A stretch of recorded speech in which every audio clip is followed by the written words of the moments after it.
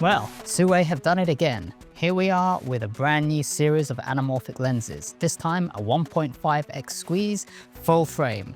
You may think it's similar to the Venus series, but this is a new Cine line version featuring 3 new lenses to begin with, and later on we will see another 3 focal lengths released. And all of these are set at T1.9.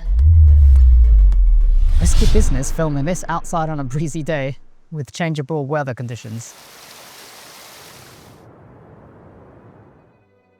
A big thank you to Cine on this one, because if it wasn't for him, I wouldn't have the use of this lens. It was a lot of fun shooting BTS with Cine, but also being able to take the lens and experiment and play and test it for myself. Really enjoyed it, a lot of energy, a lot of passion, so it was nice to share that with a co-creator. Often in videos, I like to have answers first and then reasons later. Is this series of anamorphic lenses an improvement on what we've seen before?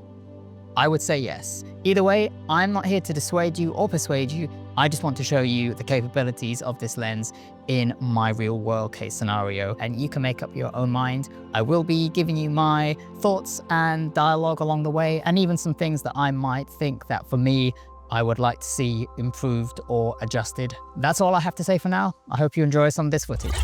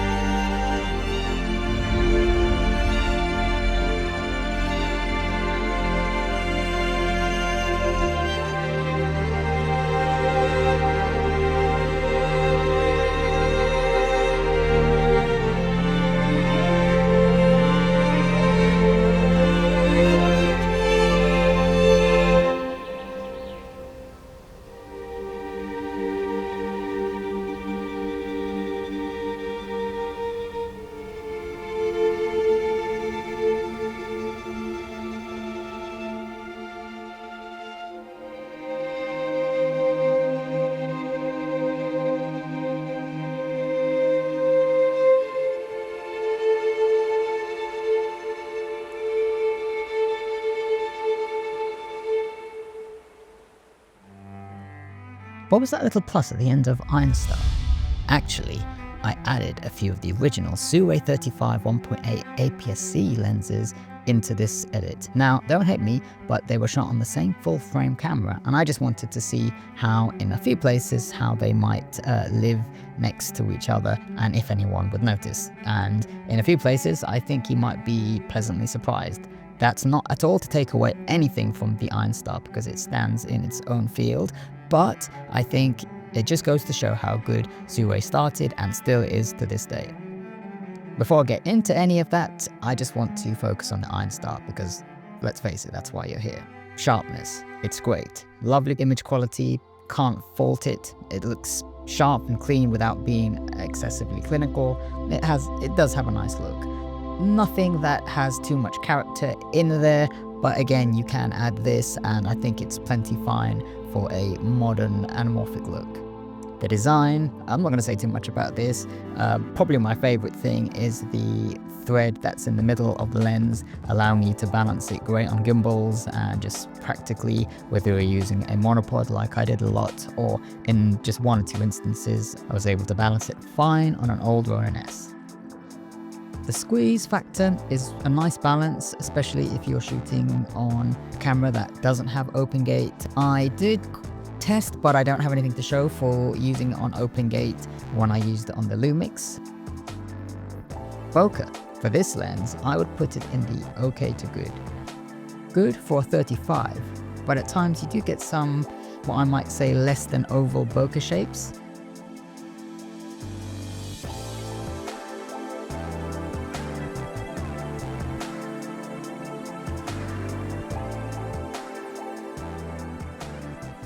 Let me know what you think about this bokeh. In fact, I preferred the APS-C that I tested alongside it sometimes, and I think I prefer the quality of that bokeh with the adapter, but that's just personal preference. I think they're both very good and usable. Any vignette that you see is probably due to me using a diopter or ND or both together. Now, what do I think could be improved?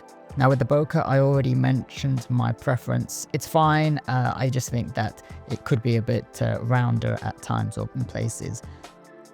You can see here when I use the 150, the quality of bokeh on the Venus and how much more pronounced it is. Now the 92mm thread, I would prefer an 82. They're just more readily available, so having a 82 over a 92mm thread might be a little bit more convenient. They are marketing this as a cine lens, so 92 for matte boxes or generally more professional work won't be a problem, so it's just a fit for purpose thing.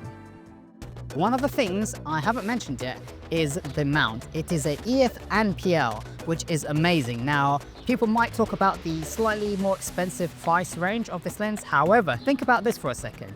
If you have an EF or PL, you can mount it to whether it be Nikon, Lumix, Sony. So instead of buying, if you, like myself, shoot in multiple mounts, you can just buy one lens and it will be one lens to rule them all. So basically, I think that is an amazing win that SIRUI is doing. So that is one of my favorite things about this lens that I don't think I've mentioned yet.